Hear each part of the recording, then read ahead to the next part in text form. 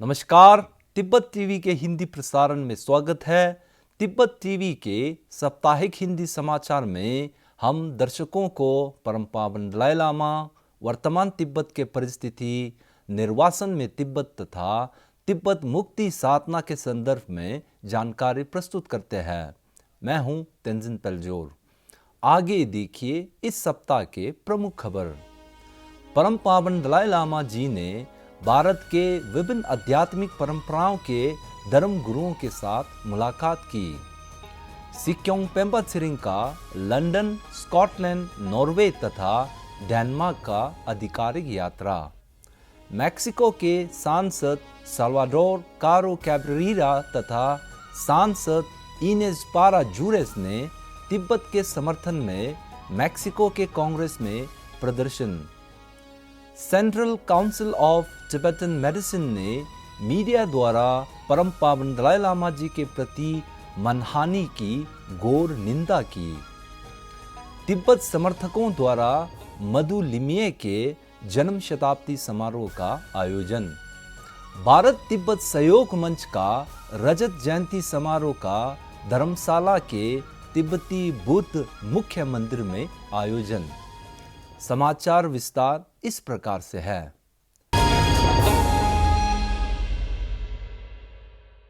गत 4 मई 2023 को परम पावन दलाई लामा जी ने भारत की विभिन्न आध्यात्मिक परंपराओं के धर्म गुरुओं के साथ मुलाकात की है। इस धार्मिक परंपराओं के प्रतिनिधिमंडल में जैन के धर्मगुरु आचार्य लोकेश मुनि, हिंदू के धर्मगुरु महंत नवल किशोर दास तथा सिख धर्मगुरु जत्थेदार ज्ञानी रंजीत सिंह शामिल थे। ज्ञातव्य है कि परम पावन दलाई लामा जी के जीवन की एक प्रमुख प्रतिबद्धता एक धर्मगुरु के नाते धार्मिक सद्भाव को बढ़ावा देना है। केंद्रीय तिब्बती प्रशासन के सिक्योंग पेम्पा त्सिरिंग 2 सप्ताह के लिए यूनाइटेड किंगडम, स्कॉटलैंड, नॉर्वे तथा डेनमार्क का आधिकारिक यात्रा कर रहा है। सिक्योंग पेम्पा त्सिरिंग का यूरोप के विभिन्न देशों में पहुंचने पर तिब्बती समुदाय के लोगों ने उनका हर्ष उल्लास के साथ स्वागत की। अपनी इस बार की यूरोप के विभिन्न देशों का यात्रा के दौरान उन्होंने सरकारी अधिकारियों, सांसदों, तिब्बत समर्थकों तथा अनेक विशेषज्ञों के साथ मुलाकात कर तिब्बत चीन संघर्ष की समाधान हेतु केंद्रीय तिब्बती प्रशासन की प्राथमिकताओं के बारे में अवगत किया। इसमें मुख्य तौर पर तिब्बत पर यूनाइटेड किंगडम के संसदीय समूह के सह अध्यक्ष टिम लॉक्टन, समूह के सदस्य सांसद कैरी मैकार्थी तथा सांसद वेरा हॉपहाउस ने यूनाइटेड किंगडम के संसद में स्वागत किया था।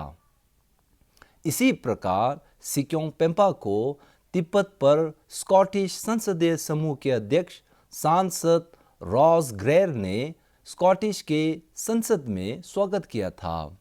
सिक्योंग के स्वागत समारोह में संस्कृति मंत्री फैजल चौधरी, सांसद डोनाल्ड कैमरून तथा सांसद पॉलिन मैकनल शामिल हुआ था। सिक्योंग पेम्पा त्सिरिंग का नॉर्वे यात्रा के दौरान नॉर्वे के विभिन्न राजनीतिक दल के सांसदों ने उन्हें नॉर्वे के संसद में स्वागत की।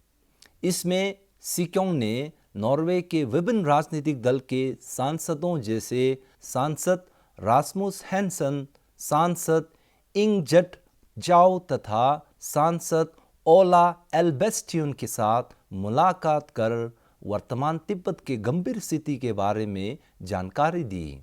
सिक्योंग का डेनमार्क में अनेक बैठक तथा कार्यक्रम के अतिरिक्त विशेष रूप से उन्होंने डेनमार्क के संसद में सांसद क्रिटेनबॉर्ग कास्टल तथा सांसद मॉर्टन मैसेचमीट के साथ मुलाकात की। इसके अलावा अपनी यूरोप के विभिन्न देशों की यात्रा में उन्होंने इन देशों में रह रहे तिब्बती समुदाय, विशेषकर तिब्बती युवाओं को तिब्बत मुद्दे पर संबोधित किया था।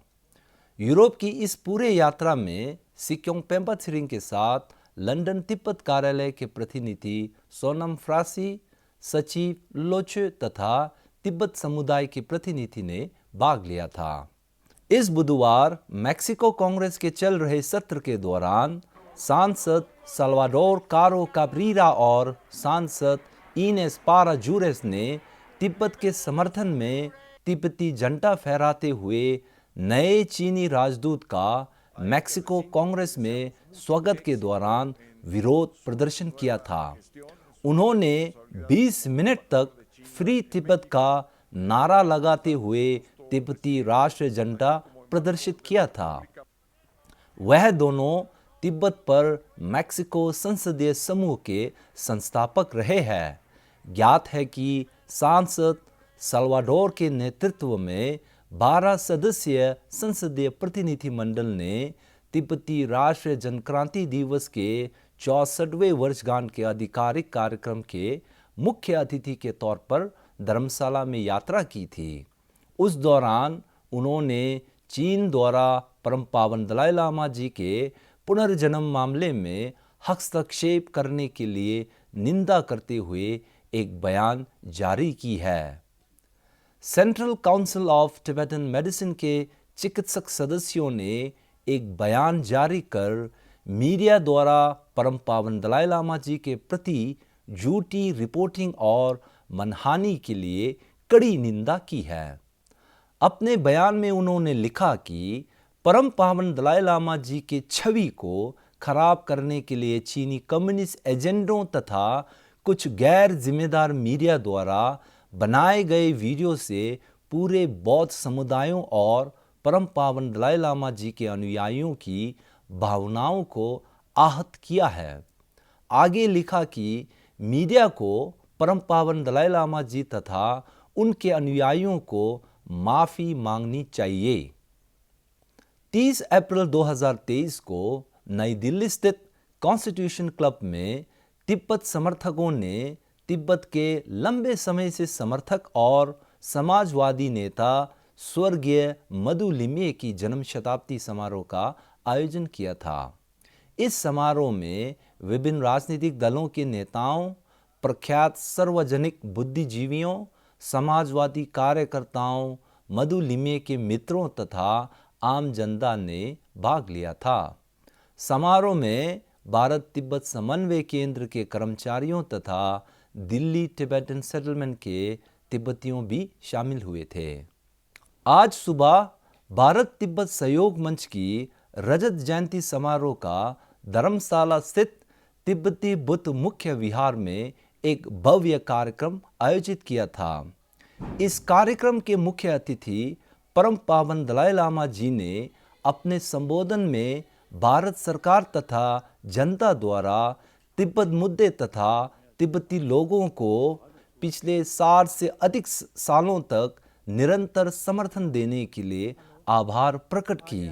साथ ही उन्होंने तिब्बत समर्थक समूह विशेषकर भारत तिब्बत सहयोग मंच द्वारा तिब्बत मुद्दे के प्रति निरंतर समर्थन देने के लिए आभार प्रकट की। इसके अतिरिक्त समारोह में तिब्बती लोकतंत्र स्तंभ के न्यायपालिका, विधायिका तथा कार्यपालिका के प्रमुखों, भारत तिब्बत सहयोग मंच के संस्थापक माननीय इंद्रेश कुमार जी, सांसद किशन कपूर जी इत्यादि कई गणमान्य व्यक्तियों ने इस जनसभा को संबोधित किया था। इसी के साथ आज का खबर यही समाप्त होती है। अगले हफ्ते हम फिर मिलेंगे। मुझे दीजिए आज्ञा। धन्यवाद।